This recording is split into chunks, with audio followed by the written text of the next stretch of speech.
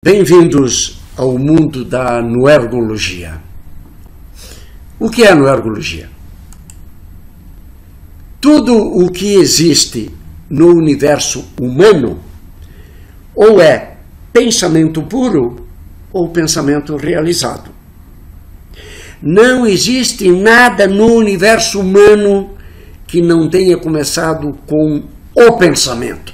Noergologia é a ciência do pensamento no seu estado de nascimento no início do terceiro milênio. Só para lembrar, em 1980 estava no seu estado de nascimento a informática que dominou o mundo. Noergologia deve repetir a dose, a tese e a história, porque é assim que caminha a humanidade. O pensamento só foi descoberto no século IX a.C. De lá para cá, todos os estudiosos estiveram convictos da existência do pensamento. Uma exceção, Watson, defendendo agora, na segunda metade do século passado, que não há pensamento, existe apenas guturejamento. Eu confesso a vocês que eu estou plenamente convicto da existência do pensamento, plenamente convicto que o homem pensa. No caso de Watson, fico com um pouco de dúvida. O que é o pensamento? Qual é o órgão do pensamento? Como funciona o pensamento? Qual é a interface do pensamento? Milhares de perguntas alimentaram a curiosidade humana ao longo das eras e continuam alimentando. Falando, por exemplo, do órgão do pensamento, já foi o coração. Até hoje, quando você diz eu sei de cor, é uma herança etimológica dos tempos em que se acreditava que a sede do pensamento ficava no coração. Também já foi órgão do pensamento o útero, o próprio órgão feminino, o falo, próprio órgão masculino, o nariz, a flecha, o ídita, o fluido, o íncubo, o súcubo, o sexo, etc, etc, etc. E o cérebro? Quem quer que ousasse explicar o pensamento pelo cérebro, ou recebia vaia, como ocorreu com Claude Bernard, ou era perseguido, como aconteceu com Avicena, ou sofria bullying do colega, como aconteceu com Henri Bergson, que sofria bullying de Charcot. Por quê? Porque o Bergson dizia que o hipnotismo não era um fenômeno sexual, como defendia o Charcot, era um fenômeno cerebral. Pior mesmo aconteceu com Sechenov. Ele escreveu um livro cometendo o seguinte crime: senhoras e senhores, eu declaro que não aceito nenhum outro órgão corporal como sendo a sede do pensamento. O órgão e instrumento do pensamento é o cérebro. Ah, é? Então vá lá se entender com a polícia. E foi preso. Com este breve resumo de vários séculos de história, eu gostaria de convidá-los agora a filmarmos o momento do nascimento das ciências psi, o genoma das ciências psi. As ciências psi, elas nascerão mecanicistas. O paradigma era mecanicista. O genoma do nascimento das ciências psi é anencefálico, todas elas fora do cérebro, e quando começaram a migrar na direção do cérebro, se comprometeram com um cérebro sem energia. O Freud, por exemplo, só tomou conhecimento, só aceitou a neuroeletricidade 2 anos antes dele morrer. 1 ano antes de eu nascer, e logicamente que isso inutilizaria todas as obras que ele escreveu, baseadas no axioma da energia invasora. E o genoma também assume um compromisso com o analfabetismo cerebral de um cérebro estático, inerte, imutável, memórias indeléveis. Até hoje, quando você faz uma psicoterapia regressiva, só tem cabimento num cérebro imutável. Depois do nascimento das ciências psi, enquanto aquele genoma se desenvolvia, aqui em outra área, na área do hardware, é descoberta a neuroeletricidade. O cérebro tem energia própria, o sistema é autônomo do ponto de vista da energia. é descoberta a neuroplasticidade, o cérebro muda a todo momento como uma massa de pão. Viva Rita Levi-Montalcini, que descobriu a neuroplasticidade quando eu tinha apenas 6 anos de idade. Descobriram-se as conexões cerebrais da memória, a alfagenia é o pensamento que comanda a energia. Pensamento programa o cérebro, modifica o cérebro. Dr. Elson Montanho, PhD, professor do curso de pós-graduação em noergologia. No livro que brevemente será lançado, ele dedica um capítulo todo para transcender a pergunta. Ele não questiona mais o pensamento modifica ou não o cérebro, que isso é uma conquista da nossa civilização. Ele vai além, ele explica quais são os nanomecanismos que acontecem na interface pensamento-cérebro para que o pensamento possa, com tanta facilidade e a todo momento, modificar o cérebro. Fazemos isso espontaneamente. Imaginou fazer isso metodicamente? Você vai conhecer uma maneira. A neurociência também tem que se libertar de alguns dogmas desatualizados. O Dr.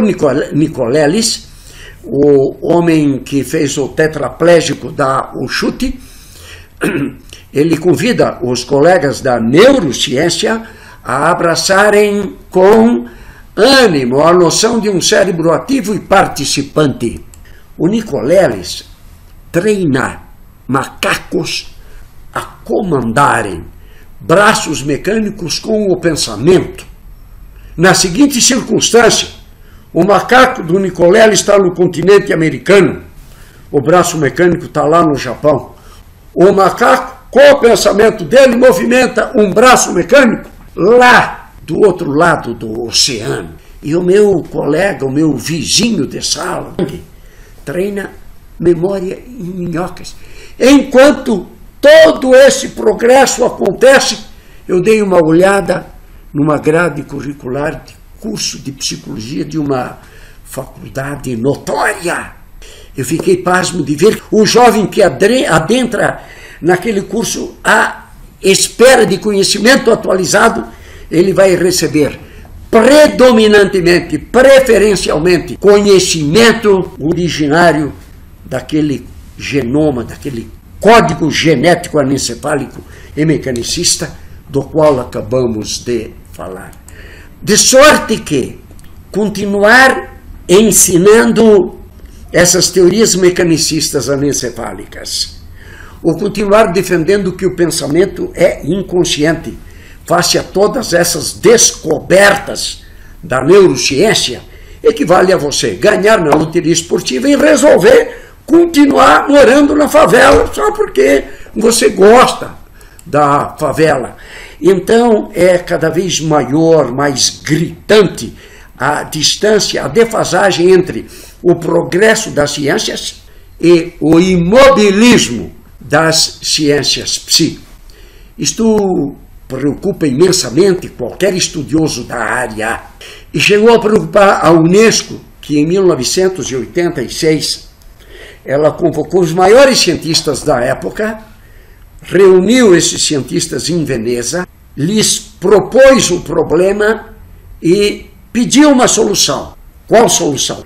Para acabar com esse descompasso enorme entre o progresso geral das ciências e da humanidade e o imobilismo das ciências do pensamento. Esses sábios, esses pensadores, depois de muito debate e muito estudo, concluíram que só há um remédio e o remédio não é conserto, não é melhorar o que está aí, não é fazer Kaizen, é fazer uma revolução, uma implosão, uma revolução de paradigma. Noergologia é a única resposta efetiva, objetiva, sistematizada, propondo um paradigma com ancoragem. O mapeamento de axioma é uma tarefa um pouco parecida com aquilo que aconteceu lá na Líbia. Estão lembrados?